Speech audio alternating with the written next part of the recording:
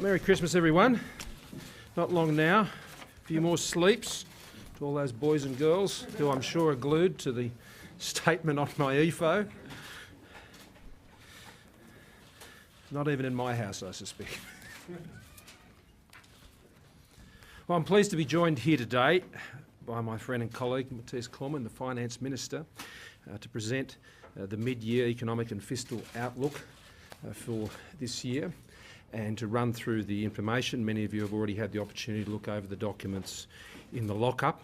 The mid-year economic and fiscal outlook we released today confirms that the government's plan to restore the budget to balance remains on track. In MYEFO, once again, the budget is projected to return to balance in 2021. The underlying cash deficit is now expected to narrow from 36.5 billion, or around 2.1% of GDP in 2016-17, and that is down on the 37.1 billion in the budget and the pre-election fiscal outlook, or PFO, to $10 billion, or 0.5% of GDP in 2019-20. The average annual pace of fiscal consolidation is 0.5% of GDP over the forward estimates period, and that is consistent with previously reported trajectories. Since PFO, the total effective parameter and other variations has been to negatively impact the budget by $12.8 billion.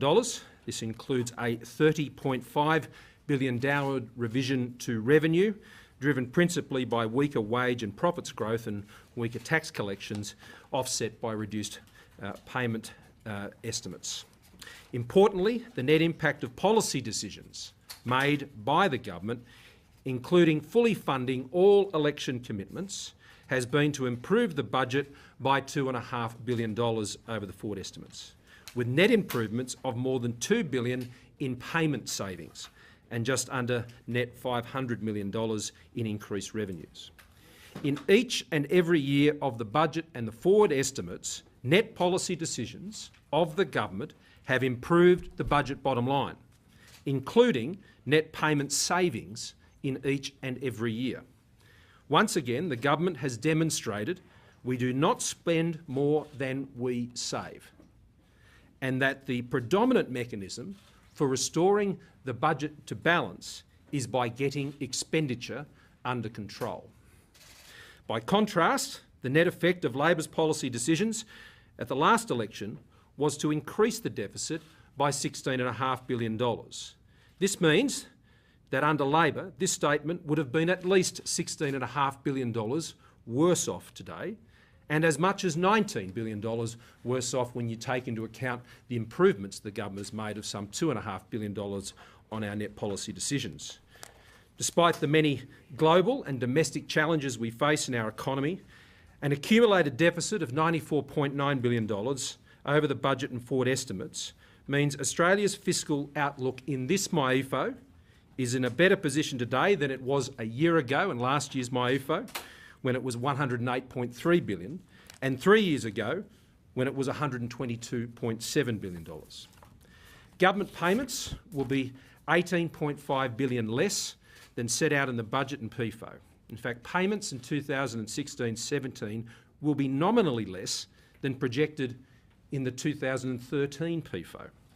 Government payments as a share of GDP has been reduced from 25.8% of GDP for 16-17 in the budget to 25.2%, and is expected to remain stable over the forward estimates. Real growth in payments over the forward estimates has also reduced to 1.9% since PFO.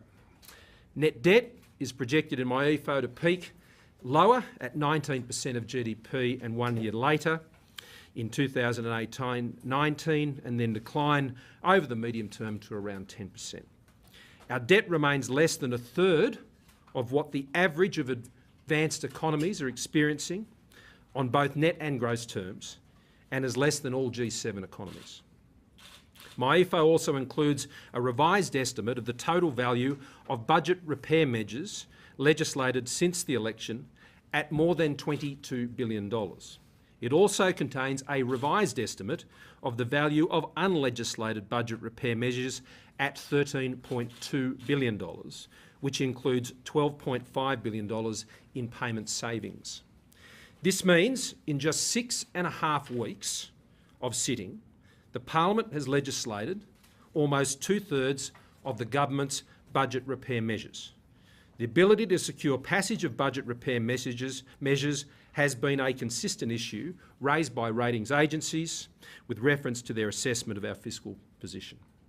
Now, there is more work to be done, as the Finance Minister and I know well enough, and the government is committed to continuing to work with partners for budget repair in the Parliament in next year's autumn sittings. Turning to the economic outlook, this remains positive, notwithstanding a downward revision to real GDP growth forecasts, partly due to the negative result in the September quarter national accounts. Real GDP growth is forecast to be 0.5 percentage point less at 2% in 16-17, and growth is then expected to pick up to 2.75% in 17-18 as the detraction from mining investment eases. Exports and household consumption are expected to support growth, with dwelling investment growth higher in the near term and a modest recovery expected in non-mining business investment over coming years. In terms of the nominal economy, there have been significant developments in commodity prices over recent months that have affected our forecasts for nominal GDP. The strength and volatility of commodity prices have presented a particular challenge in framing the forecasts and projections. Iron ore prices are around a third higher than they were at the budget, which I note was criticised at the time as being heroic. While metallurgical coal prices are roughly 3 times higher and thermal coal prices have almost doubled. Australia's terms of trade rose by 4.5% in September quarter and following a rise of 2.3% in the June quarter. Now, extensive liaison with industry contacts by Treasury reveals substantial uncertainty around the drivers of the recent price movements and widespread expectation that current price levels will not be sustained and no clear view as to when they will fall. Accordingly, Treasury have adopted a more conservative approach and departed from the usual practice of adopting the 4-week moving average.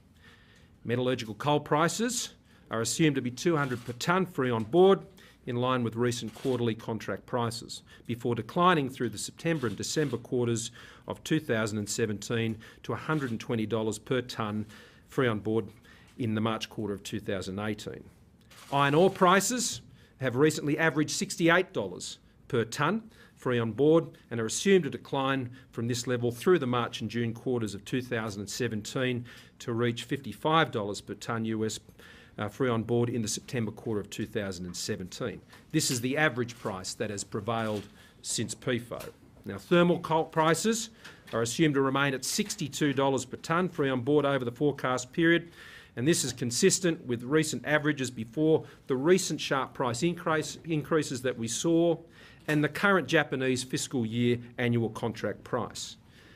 As a result of this, nominal GDP growth is now forecast to be 5.75% in 2016-17, but then moderate to 3.75% in 17-18. Nominal GDP growth has also been revised down in the projection years in 18-19 and 19-20 from 5% in each year to 4.25% and 4.5% respectively. Now, to support economic growth, the government will continue to implement our national plan for jobs and growth that I outlined in the budget. This plan is not only necessary to increase living standards for all Australians, but to underpin revenue growth for the Australian government by supporting increased earnings for employees, companies and their shareholders. This will support returning the budget to balance and to paying down debt thereafter. The medium-term projection for the underlying cash balance in MYEFO sets out a consistent trajectory to that reported in the previous budget, as I've already noted. Now, just in wrapping up, this statement supports a growth-friendly economic set of policies. And notwithstanding the reasons for optimism that exists, it reminds us of the need to clear any fog of unreality about the scale of the fiscal and economic challenges we face as a nation, and the need for partners in the Parliament to support government efforts to restore the budget to balance. When we look at particularly the issues of Australia's international standing on debt and our performance vis-a-vis other countries, with growth rates at 2%, at the top end of the scale for advanced and AAA rated economies, and an improving global outlook, as the statement sets out, and continuing evidence that the Australian economy is successfully transitioning from the mining investment boom, there is reason to be positive and optimistic. It is not surprising that despite the deficit and debt legacy which was left to us by the previous government, that in the advances we've been able to make, we continue to stand strongly in international debt markets, and we continue to perform well in meeting our external financing commitments. This is evidenced by the success of our bond offerings, including our highly successful recent 30-year issuance and the performance of our Treasury bonds. Australia continues to be well supported and rated by international debt markets, reinforcing our global reputation and standing as a secure place to invest. So this statement provides a responsible, conservative and transparent update of Australia's government's fiscal position, an optimistic but very realistic outlook on our future economic performance. I'll hand over to Matthias. Thank you very much, Treasurer. Our half-yearly budget update again shows that despite further global economic headwinds, despite further revenue write-downs, our budget trajectory continues to improve over the forward estimates because of the work we continue to do to control expenditure growth. As the Treasurer has indicated, overall government expenditure over the current forward estimates is now $18.5 billion lower than anticipated at budget time. In fact, spending in each one of the 4 years of the current forward estimates is lower than anticipated at budget time. And since last year's budget, the 2015-16 budget, total payments have reduced by about $32.5 billion over the respective forward estimates period. Spending as a share of GDP is now down to 25.2% in each year of the forward estimates period. The context here, the very important context here, is that the government inherited an increasing government spending as a share of GDP trajectory from Labor. Labor's spending growth trajectory was taking us to 26.5% spending as a share of GDP over the then medium term. And that spending as a share of GDP was expected to continue to go up and up and up and up to eventually take us to beyond 30% into the future. Overall, the net effect of savings, the savings measures implemented, not just proposed, savings measures implemented by the government so far since the 2013 election, has delivered a net improvement to our budget bottom line over the medium term of more than $250 billion. This is money the government will not have to borrow or which can be used to pay off debt once the budget has returned to surplus. In this budget update, again, as the Treasurer has indicated, all decisions to increase spending, including all of our election commitments and those decisions made in the context of Senate negotiations, have again been more than fully offset by spending reductions in other parts of the budget. Policy decisions overall have improved the budget bottom line by about $2.5 billion over the forward estimates, with $2 billion of that achieved through net spending reductions. Going through some of the specific measures, since the budget, decisions to increase expenditure principally relate to the commitments we made at the last election, such as our commitment to invest about $2.2 billion in funding into the infrastructure investment program and for important infrastructure projects across Australia and other commitments in the infrastructure and regional development portfolio. We are providing funding certainty for Commonwealth water functions, which has been funded initially for a 10-year period by providing additional funding of about $400 million over the forward estimates. And consistent with an agreement reached to facilitate passage of the Omnibus Savings Bill, we are restoring about $800 million in funding for the Australian Renewable Energy Agency over 5 years. On the savings side, as announced during the election, we are expanding the Department of Human Services fraud prevention and debt recovery capability, which is expected to deliver $2.1 billion in net savings over the forward estimates. Importantly, and as we indicated during the election campaign, this is a very realistic additional saving, given it represents just about 0.3% of total social services expenditure currently estimated at $682 billion over the current forward estimates period. As also indicated during the election campaign, we are redirecting about $2.2 billion in uncommitted infrastructure funding to pay for our infrastructure-related election commitments. We also expect to achieve about $225 million in net savings from closing the Green Army program to new projects, and that is over the current forward estimates period. Importantly, the value of this net saving will grow to about $830 million over the medium term. The government has also decided not to proceed with the establishment of the Asset Recycling Fund announced in the 2014-15 budget, given infrastructure-related funding commitments under the Asset Recycling Initiative are able to be delivered without it. Finally, as part of this half-yearly budget update, the government is announcing that we will not proceed with the commercialisation of the ASIC registry services. This is because the thorough evaluation of final private sector bids received showed that it would not deliver a net financial benefit for the Commonwealth. Now, in closing, Labor today, at various times, made comments that we needed to drop the company tax cuts in order to repair the budget. What I would say in relation to this, just remember that Labor actually in the election campaign spent all of the money that was allocated to the company tax cut as part of our plan for jobs and growth. They spent all of that money and more, to the point as where the Treasurer says that under Labor the budget bottom line over the forward estimates would be about $19 billion worse off. Treasurer, the widening of the deficit, if you like, is $10 billion over 4 years, which isn't as large as last year, about a third. And you've been very conservative with your commodity forecast, the nominal GDP and so forth. Yep. Do you think it'd be pretty rough to get a downgrade on the back of these figures? Well, that's for others to assess when they go over these numbers that I've presented today. But I made particular reference in my opening statement to the way that international debt markets are already assessing Australia. I mean, in our most recent issuances, we're getting 3 to 4 times coverage on our debt. And if you look at the movement in yields of Australian Treasury bonds versus US Treasury bonds, you actually see a bit of a narrowing of the gap, which means we're getting better prices.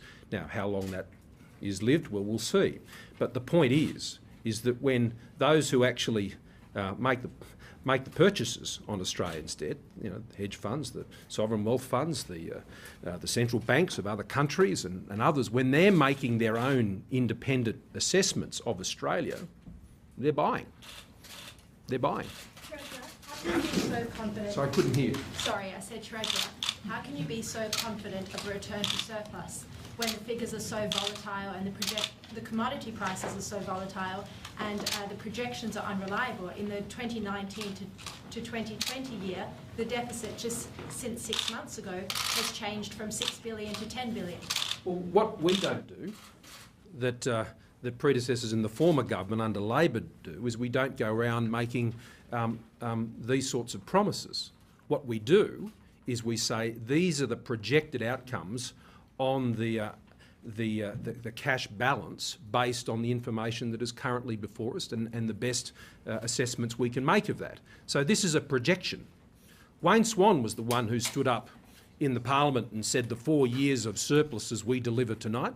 You haven't heard that from me. You haven't heard it from the Prime Minister or the Finance Minister. It was the Labor Party who over-egged on these things. What we do is, I think, very prudently, and I think, as you see in this document, very transparently, is set it all out. Now, in the document, you'll find assessments of the sensitivities that sit around the commodity price forecasts. But, I remember this time last year when we struck the commodity price where we did, people said it was too high, and then it rose to 55 on a 4-week average by the time of the budget. Then we said it was 55 at the time of the budget, and people said it was heroic. And today, it's over 70. So, look, that's why in a statement such as this, you're careful to set out all the information so people can make their judgments. On the best information we have available to us, then the government's plan to return the budget to balance is projected to be in 2021, and that is something that says that our plan remains on track. Budget ambitions, budget repair ambitions, optimistic enough? Are you spending too much on the spending side and not enough on the revenue side? If you looked at the revenue, wouldn't you be able to repair the budget a lot quicker? Well, revenue as a percentage of the economy is actually higher than the long-run average.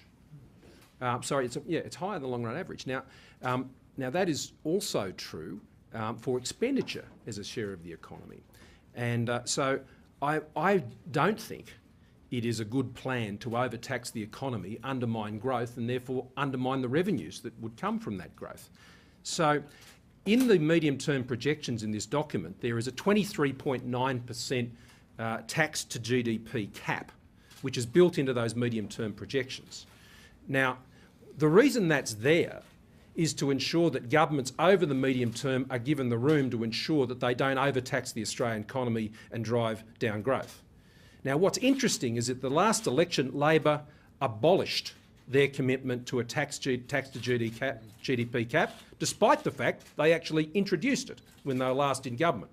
And they did it for only one reason, because they knew they couldn't keep the tax to GDP cap and whack another $100 billion in extra taxes on the Australian economy. Something had to go.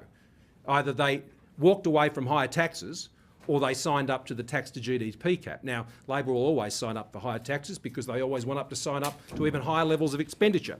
Matthias? And the important point here is the policy settings we inherited from Labor when we came into government in 2013 were taking us to spending as a share of GDP of 26.5% by 23-24, rising beyond that to in excess of 30%. Now, if we were to chase that level of government expenditure with ever increased taxes as a share of GDP, it would damage investment, it would damage the economy, it would drive increases in unemployment. And of course, that is not something that the government is prepared to do. We've got to ensure that we can live within our means and that we can live within our means in a way that is affordable, sustainably affordable for the economy. Treasurer, that all may be true, but you have an impasse in the Parliament on budget repair, and you've talked about getting partners in the Parliament to fix this problem. Would you be willing to compromise with Labor on revenue measures if they compromise with you on spending cuts? Well, I'll let Matthias make a comment on this as well. But I remember before the last election, and Labor Party was talking about zombies, and then they brought those zombies to life on the other side of the election, and they let them walk through the Parliament, and they were passed. Now, that was a very dangerous mixed metaphor, but the point is, Labor is always saying that, and we have seen them play wrecker and sabotage in all of this, I assume for their own political ends. But we have always been, and in particular the Finance Minister has been very engaging, not just with the Labor Party, but with all members of the crossbench. I mean, in the last 6 months, we got things through with the crossbench, with the Greens, and with the Labor Party. So I think that demonstrates how we get things done in the 45th Parliament. Well, and this is exactly right. And you need to look at what we've actually been able to achieve so far. I mean, as I've indicated in my opening remarks, the net effect of savings measures implemented, not just proposed, but implemented, is a $250 billion plus improvement to the budget bottom line over the medium term. That is to the medium term to 26-27, a $250 billion net improvement to the budget bottom line. Now, that is $250 billion that we don't have to borrow or that we can use to pay down debt once we're in surplus. And of course, since the election, since the 2nd of July, we have been able to legislate or implement through regulations or appropriations more than $22 billion worth of savings measures. I mean, as the Treasurer has indicated, that is about 2/3 of what was left to be done at the time of the last election. So, look, we will continue to work with everyone in the Parliament. We will continue to work with everyone in the Senate to complete the budget repair program. But you know, we've made significant progress. We're heading in the right direction, yes, but there is more work to be done. That's true. Mark? Treasurer, Could you explain, sorry. just to clarify that, over how many years is that medium term? When did it start? 2013, 14? Term, well, we're in the 16-17 budget year, so the medium term always goes to 26-27. That is, it depends on where you are in the, you know, in the 16-17 budget year, the medium term goes to 26-27. Thanks, Treasurer. Can you explain the cut, the $330 million cut in wages subsidies for workers over 25 and the $120 million skills fund that's been axed? How does that accord with your job creation policy? Well, the first measure you referred to was actually previously announced and is incorporated into these statements, and so I'd refer you to those statements, and that was all part of actually the funding of the PATH program, which is actually focusing getting on longer-term unemployed people into work, which I announced in the budget, and there were follow-up savings that rationalised some other programs to ensure that they were fully funded. Now, on the issue of the industry skills funds, let me be clear about this measure. The fund has been underutilised to date. It is in response to a broader Australian government agenda, with funding being redirected within the education and training portfolio to programs which include the VET student loans program. Businesses that have an industry skills funding agreement in place will not be affected by this closure. In fact, the fund is funded until 2018-19 with $41.8 million over the next 3 years. Applications for the fund will remain open until the 31st of December of 2016 to allow any businesses that had previously inquired about funding to submit an application. So we continue to provide support to businesses and individuals to train through a range of skills programs, including the Australian Apprenticeships Incentives Program, Trade Support Loans and the VET Student Loans Program. And the Australian Government's Single Business Service also offers a range of grants and assistance to Australian businesses. The fund was not targeted at apprenticeships, I should be very clear. It was more at upskilling or reskilling of existing workers, and there are alternative programs available for those measures. We're spending the money better. Treasurer, since the 2009-10 federal budget, 4 Australian treasurers have forecast in MYEFOs and in budgets a return to surplus at a particular point in time. The dates have changed, but the forecast has been there. Why should Australians have any more faith in your forecast today of a return to surplus in 2020-21 than for the previous 3 treasurers? Well, first of all, it's a projection for 2021. I'd note that. Second of all, what are the things that a government controls?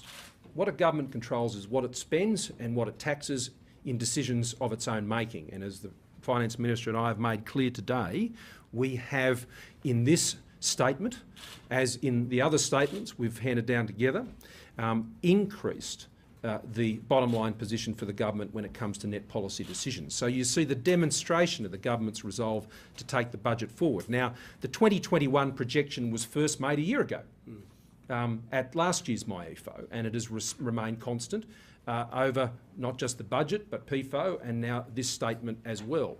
But I made a comment in my opening statement about nominal expenditure. Now, what has happened since the 2013 PFO and indeed the 2013 MYEFO is what we're spending as a government, even in nominal terms today, is less than what was projected for 2016-17 all the way back then. So we have continued to get expenditure under control and in fact reduced it in terms of what was projected all of those years ago.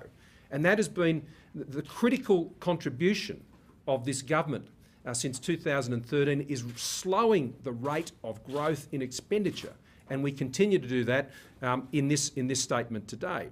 Now, what has changed since then has been obviously a difference in the level of revenues that were then achieved. Now, there's been significant changes from the budgets that were handed down under Treasurer Swan, with some very optimistic arrangements, including, I should say, over the medium term, assuming expenditure growth would be no greater than 2% a year, which was a nonsense. I mean, this is a government that is actually achieving that in our figures. They just wished it and never had the capacity to deliver it. So to come to the point, what we're saying is we're keeping expenditure under control. What we've put before the Australian people in this document is a very transparent and frankly a very conservative assessment. I mean, if we had just simply taken the 4-week average on commodity prices and just rolled it out across the forward estimates, nominal GDP would have been $100 billion more. Now, that is not something that we thought was reasonable. That was something that was defendable. And as a result, we took a more cautious approach and realistic approach, listening to those engaged in the sector, particularly in this area, to ensure, I think, we had the most robust set of numbers to put before you today. Gentlemen, can I ask to tease out a couple of issues? Sorry, I think we've got a follow-up. Just to follow up. Don't worry about him. 100 billion more, you're saying the nominal GDP would have been 100. Sorry, I missed that. When you said had you used the old inflated nominal GDP, the 4-week average, That's a rough estimate. roughly, would you say it was 100 million more in revenue? Billion, no, the size of the economy, nominal economy, yeah.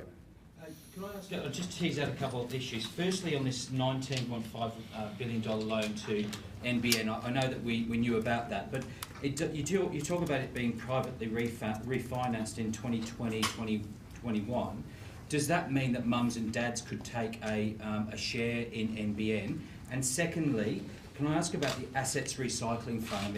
It's a rather miserable end for Joe Hockey's centrepiece from 2014. What are you going to do? What leverage are you going to use on states to privatise and the like? Well, just on second question, the asset recycling initiative was a roaring success. But what has turned out to be the case is that because the Senate wasn't prepared to legislate the establishment of the asset recycling fund, the decision we've made is not to establish the fund, given that we are actually able to fulfil all of our commitments under the asset recycling initiative without setting up a specific fund. So if you suggest that, I would not agree with your characterization there. Now, in relation to the loan for the NBN, it is indeed the government's expectation that by 2021 that NBN would refinance that loan on external markets, and that would be in anticipation of a future privatisation of NBN, which is of course already provided for in the NBN Act. It does foresee a future privatisation. Now, obviously decisions in relation to how such a future privatisation of NBN might be conducted are decisions for a future day. I mean, these are not decisions that we've made in the context of this half-yearly budget update. But if a future privatisation of NBN is conducted in a way similar to past such privatisations, then you would expect that mum and dad investors would be able to invest in NBN at some point down the track. I anticipated that was going to be your answer.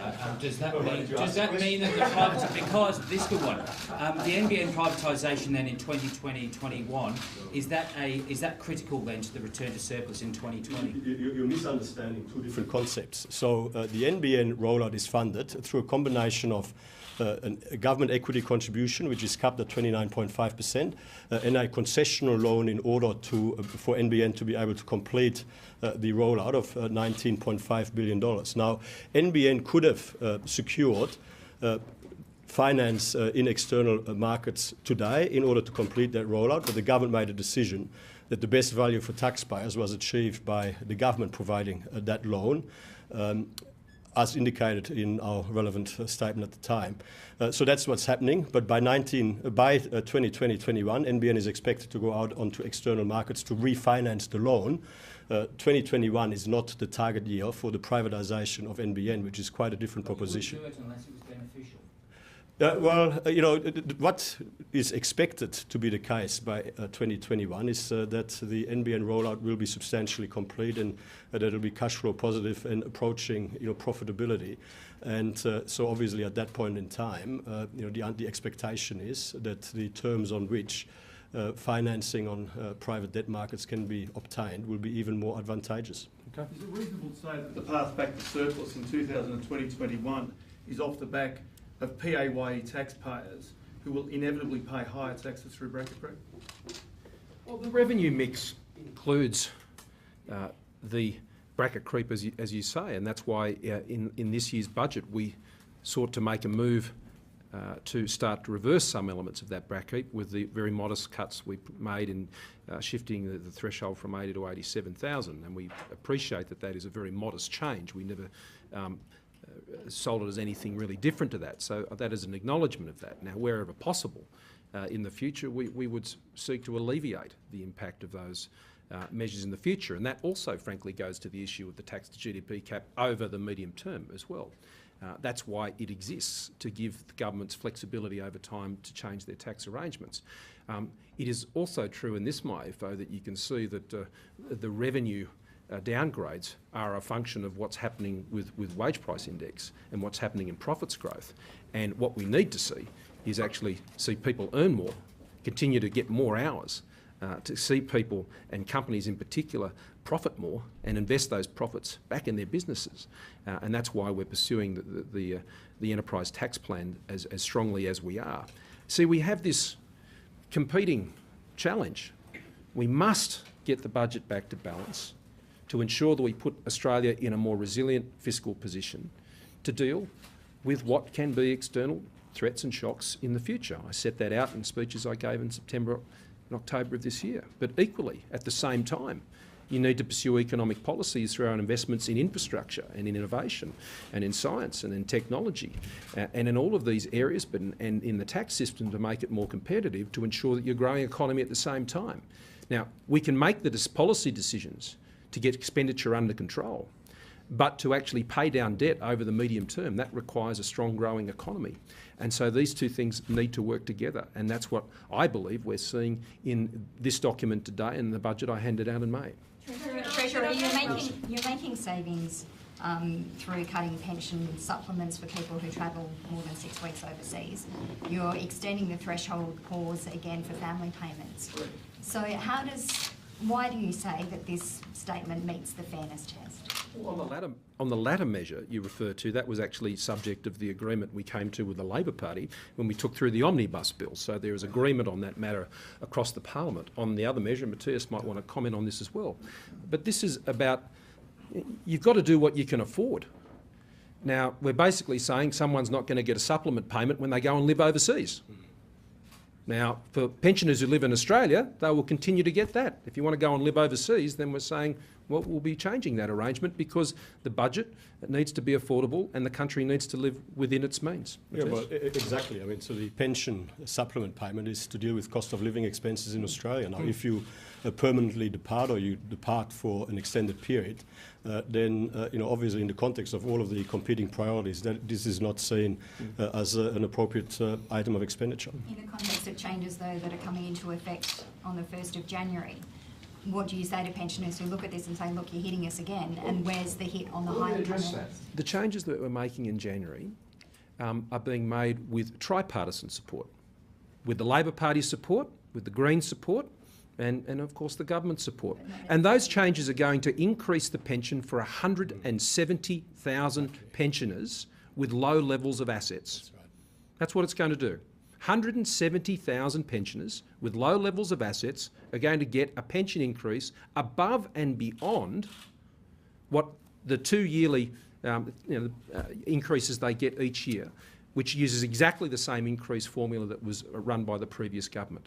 And so you need to ensure, whether it's in your pension system or your superannuation system, that your payments and then your incentives are sustainable over the longer term. And we have an ageing population.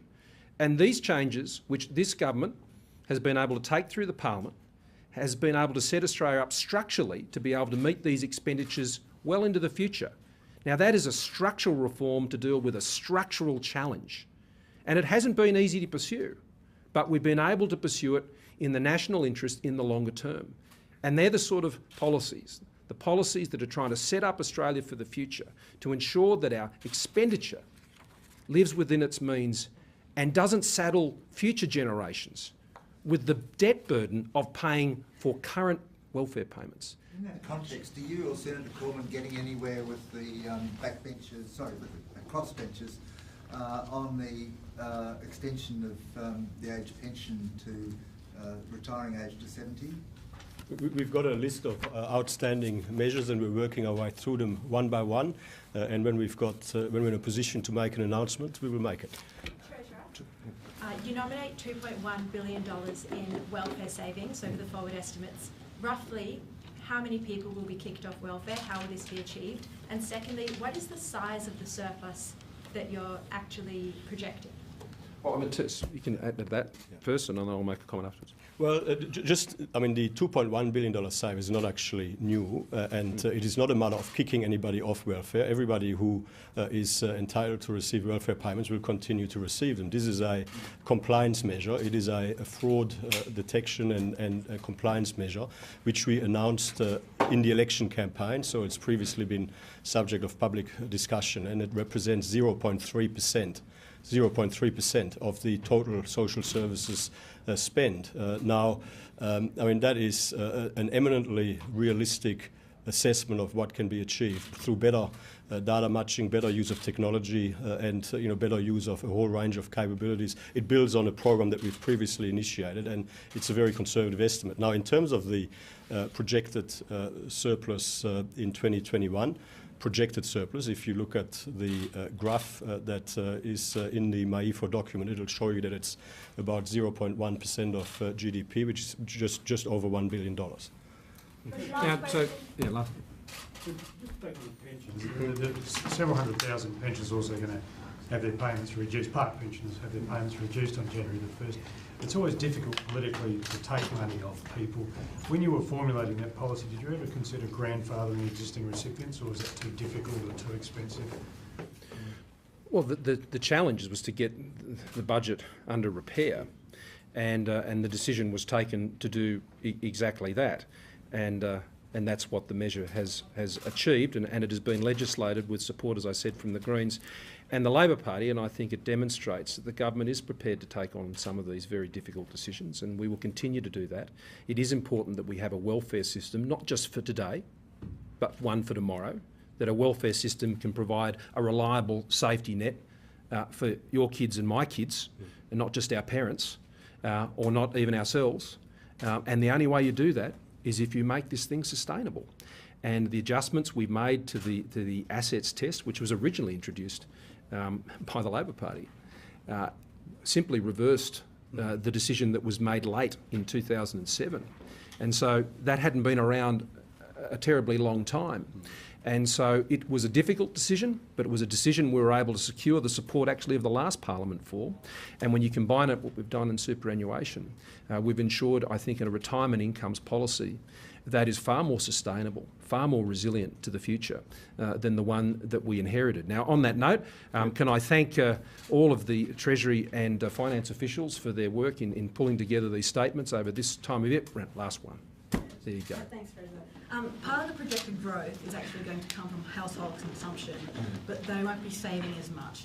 Given that we have very low wage growth and interest rates are quite low and they're probably only going to go up over time, I know you want them to spend. Is that the best advice? Should they be saving or should they be spending? Well, they're decisions they'll make themselves as their own households, and we don't provide that advice. What we have seen, though, now for some time is Australia's saving rates are actually quite high compared to other advanced economies, and we have seen that coming down after it spiked up in recent years.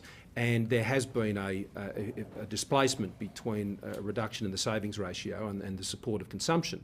Now, when you think about that, if you look particularly in the household sector and particularly in building and those areas, and whether it's in renovations or things like this, where people are actually prepared to make consumption decisions, is actually a reinforcement of their confidence in the direction the economy is heading. I mean, when people start taking money out of the cave, it means that they feel that it might be time to be able to come out of the cave as well. And that is not a bad thing. And I think it is an expression of confidence. And I think on that note, I can say, as we look at this document as a whole, what it says is the government is delivering in this term of delivery. We have delivered the election commitments, and we've done it with a net improvement to the budget position in terms of policy decisions. We have been able to keep our commitment. We've been able to keep our commitment to keep the plan to get the budget back into balance on track, and the projection remains at 2021. We will continue to do that by getting expenditure under control, and we have measures before the Parliament, some $12.5 billion, which need the support of partners in this Parliament to ensure that we don't saddle future generations with higher and needless debt. Bad debt. Bad debt. That's bad debt paying for welfare payments of today through higher taxes on people in the future. That's not the way we want to go. So we are delivering on those commitments, and we will continue to do that in the new year as we work towards next year's budget. So on that note, can I wish you all a very Merry Christmas. Tina Arena, I don't think, has a Christmas CD out this year, which is a great disappointment to me. I'll just have to go back to some of the old ones. I hope you and your families have a very safe and happy and Merry Christmas, and let's look forward to a very prosperous year for working Australian families and all Australians. Merry Christmas.